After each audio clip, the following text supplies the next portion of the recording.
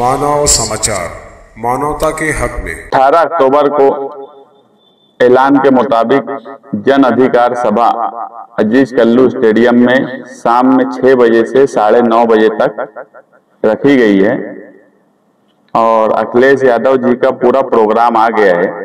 वो लखनऊ से 1 बजे निकलेंगे, वज्जर एयरपोर्ट पर 2:30 बजे पहुंचने वाले हैं और वहां से फिर उनका जो भी प्रोग्राम है, बम्बई की जो रियासती यूनिट है अबू आसिम आजमी साहब और दूसरे सब जिम्मेदारान, उनको वो लेकर वो काफिला मालेगांव शहर में 5 बजे pavilion hotel, pavilion resort Mansura के सामने वहां पर आएगा।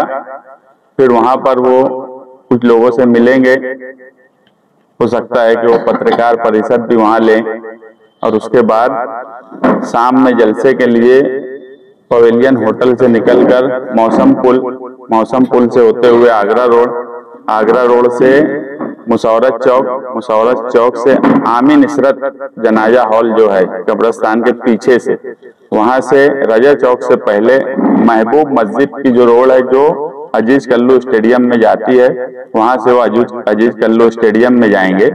प्रोग्राम आज की पत्रकार परिषद या प्रेस कॉन्फ्रेंस बुलाने का मकसद ये था कि प्रोग्राम अपने वक्त पर शुरू हो जाएगा और अपने वक्त पर खत्म हो जाएगा।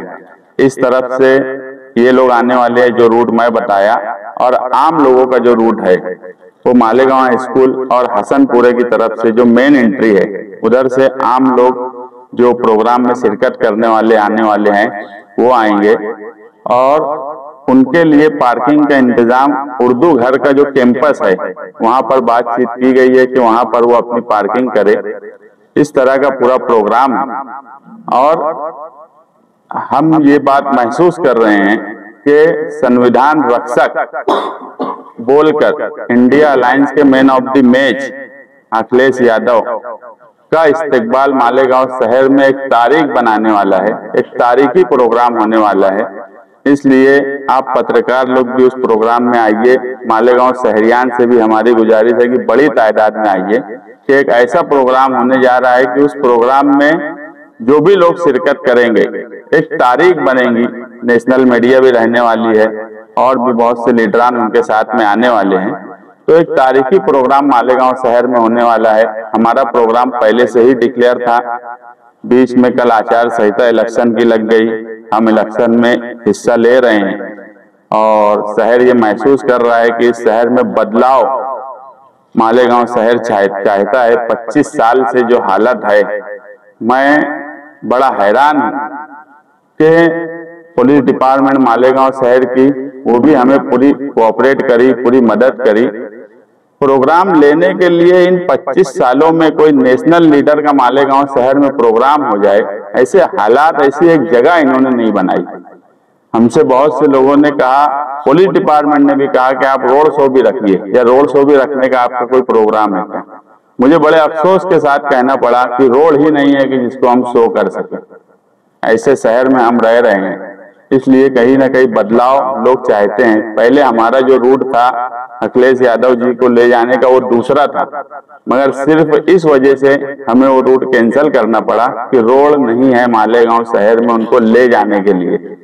तो पार्टी के लोगों ने खुद जिम्मेदारी लेके कुछ जगह की रोड दुरुस्त की है फौरी तौर पे, अभी भी उसका काम कर रहे हैं और 2 दिन से उसका काम किया जा रहा है। ये हालत इस शहर की है। ये दोनों लीडरान ने एक जगह ऐसी नहीं रखी जहां कोई प्रोग्राम किया जा सके।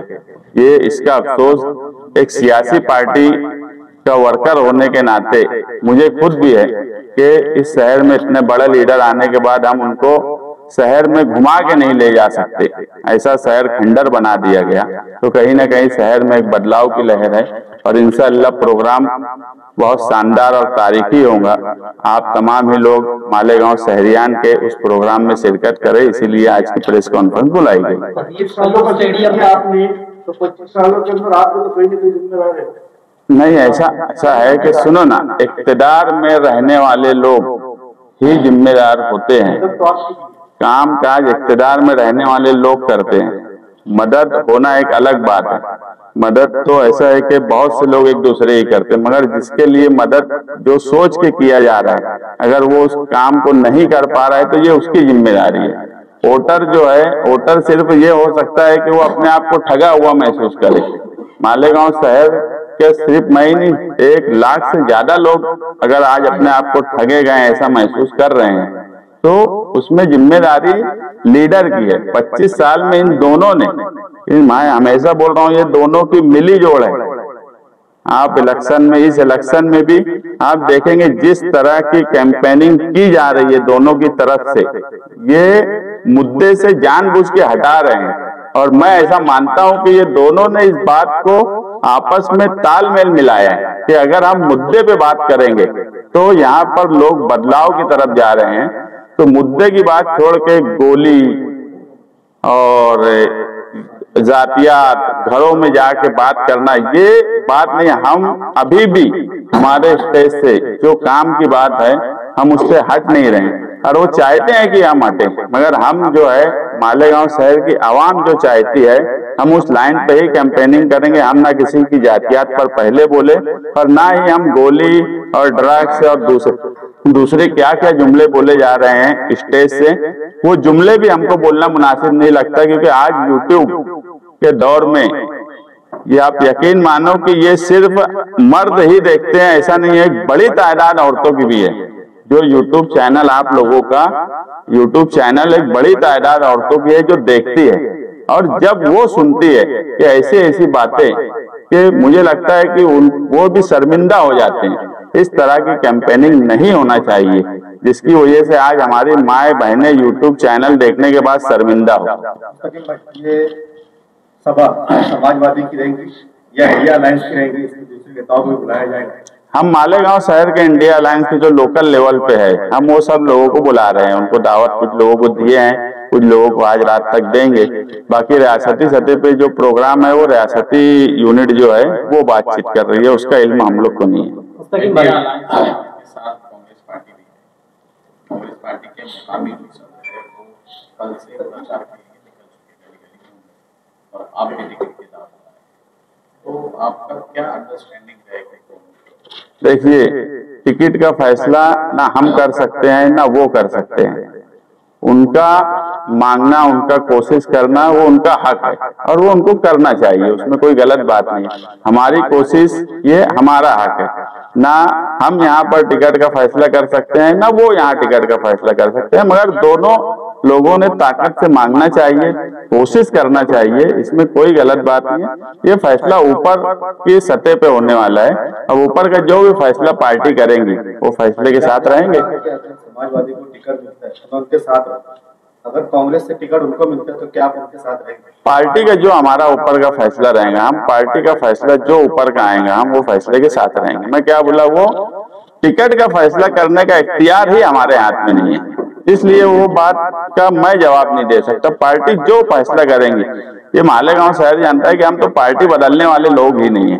हमने बड़ी मुश्किल से एक पार्टी छोड़ा और ये समझ लो कि हमारे लिए बहुत अच्छा ही हो गया कि वो बीजेपी के साथ चले गए। हम वाहिद ऐसे हैं जो फिरका परस्त पार्टी के साथ एक पार्टी हमारी गई, तो हमने एक इतिहास जो हमारी पार्टी का था वो पार्टी को हमने छोड़ दिया। बाकी मालेगांव शहर में लोग पार्टी किस वजह से बदल रहे हैं, अभी झंडा डंडा किसके पास कौन सा आने वाला है, वो भी मास्टर स्ट्रोक यहाँ का नहीं है, मास्टर स्ट्रोक बीजेपी वाले की लाइन से चलने वाला है। मास्टर स्ट्रोक तो बीजेपी जो मास्टर स्ट्रोक देंगे वो झंडा आएगा, वो डंडा आएगा। और कुछ का हाल ऐसा है कि झंडा और डंडा है तो भी झंडा और डंडा ढूंढ रहे हैं। तो मांगने के लिए लीडरों की लाइन ज्यादा लंबी हो रही है, ऐसा आपको लग रहा है कांग्रेस का? नहीं, ऐसा मुझे नहीं लग रहा है। कुछ लोगों की जमीन खिसकती हुई नजर आ रही है इलेक्शन डिक्लेयर होने के बाद भी। आज समझ लो, अगर इतनी ताकत लगती, जो ये बोलते हैं कि हम बहुत बड़े लीडर हैं, मैं अभी बोल रहा हूँ कि जो ये दावा कर रहे हैं हम बड़े लीडर हैं, उनकी जमीन खिसक गई है, उनको महसूस हो रहा है। उनके जलसे में उनका स्टेज देखकर भी शहरियान समझ रहे हैं कि इनके साथ कौन लोग हैं, तो वो इधर उधर भागते फिर रहे हैं। आज समझ लो कि हम समाजवादी पार्टी में, समाजवादी पार्टी इंडिया अलायंस में टिकट की बात चल रही है, तो मालेगांव शहर में सिर्फ समाजवादी के ही बारे में कभी ये नहीं सुनेंगे कि ये कहीं जा रहे हैं कहीं आ रहे हैं। ये बात मत समझना कि हमसे कोई लोग राब्ता नहीं कर रहे होंगे। पीछे हमसे भी बहुत से लोगों ने राब्ता किया। हम साफ एक बात बोले कि हमको हमारे लीडर पर भरोसा है और हम जो काम कर रहे हैं हमको हमारे शहरियान पे भरोसा है।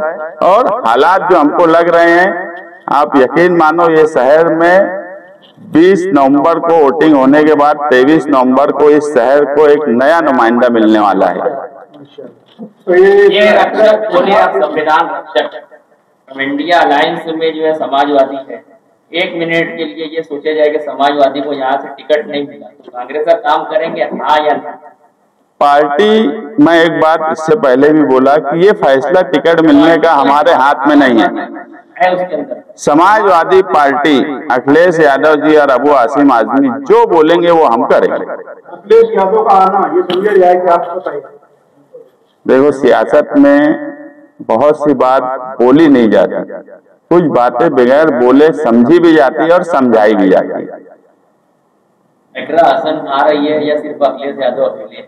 नहीं, अभी प्रोटोकॉल के हिसाब से जो ऑफिशियल, इकरा हसन भी आने वाली है, प्रोटोकॉल के हिसाब से जो ऑफिशियल उनका प्रोग्राम आया तो अखिलेश यादव जी Z+ सिक्योरिटी है, सरकारी जो प्रोग्राम आया तो वो सिर्फ उनका आया। मगर पार्टी के जिम्मेदार अभी मालेगांव में आ जाएंगे शाम तक, वो लोग उनका वो किस तरह से उनके साथ आने वाली है या वो अलग से आने वाली है, आसिम भाई के साथ बम्बई से आएंगे, वो लोग वो चीज बातचीत करके सामने बताने वाले हैं। मेरी तरह मालेगांव की आवाम इकरा हसन को देखने सुनने के लिए इच्छुक है इस वजह से। इकरा हसन एक बार नहीं मालेगांव में 2 बार आएंगे और हो सकता है नॉमिनेशन फॉर्म शान के साथ इकरा हसन ही भरने जाए।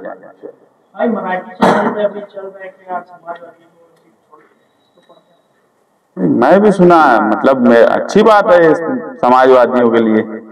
मुस्तकीम भाई, जो भी इल्जामात आपने अपोजिशन को लेकर लगाए, खास तौर पर MIM को लेकर, उनकी जो भी मीटिंगें हो रही है, जलसे हो रहे हैं, उसमें जिक्र नहीं आ रहा, लेकिन आप कोई मुकर्रिर समाजवादी का नाम लेने तैयार है? जवाब नहीं दे सकते हो, बोल क्या सकते हो? बोलने के लिए कुछ चाहिए तो उनके पास। ना हम गोली चलाते, ना हम गोली बेचते, ना हम दूसरी कोई मेडिकल वाली बात करते, ना हम जातियात पे जाते, तो बोलेंगे क्या?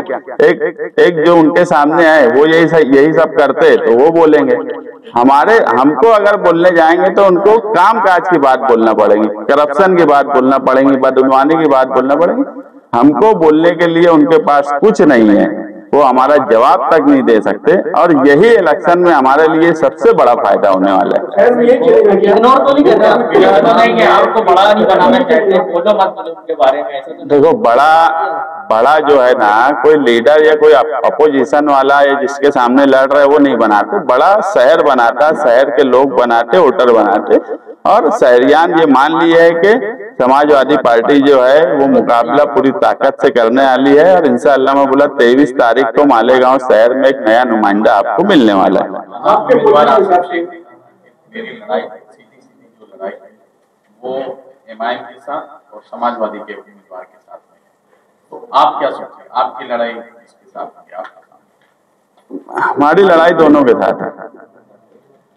वाहिद मालेगांव शहर में समाजवादी पार्टी है जो कच्चे एरिया में आसिफ शेख के सामने लड़ने वाली है, पक्के एरिया में मुफ्ती इस्माइल कासमी के सामने लड़ने वाली है।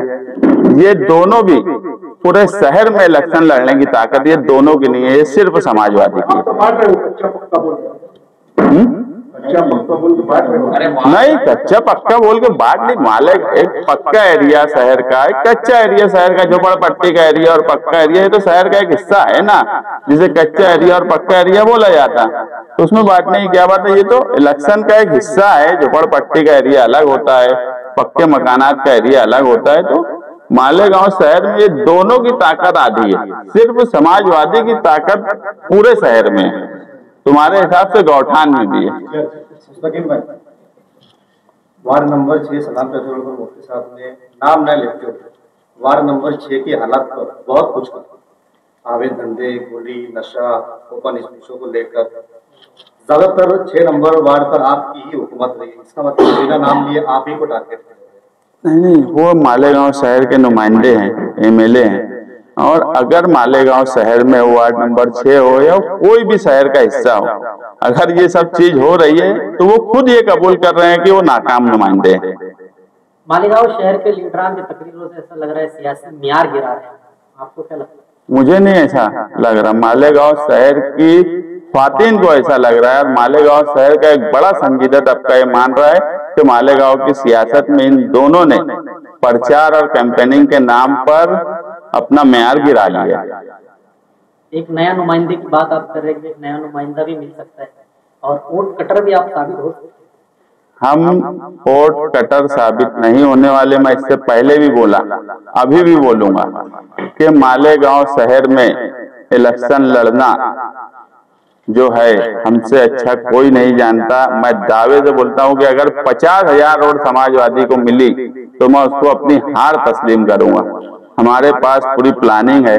2019 के इलेक्शन जिनके लिए हम लड़े वो खुद स्टेज पर आके कबूल किए थे कि अगर हम नहीं होते तो वो इलेक्शन जीत नहीं पाते। जब उनके लिए हम इतना कुछ कर सकते तो अब तो हमारी खुद की पार्टी का लीडर है, हमारे खुद का उम्मीदवार है, तो हमारे पास भी पूरी प्लानिंग है और पूरा इलेक्शन है और इलेक्शन हम जीतने के लिए लड़ रहे हैं और इलेक्शन इंशाअल्लाह हम ही जीतेंगे।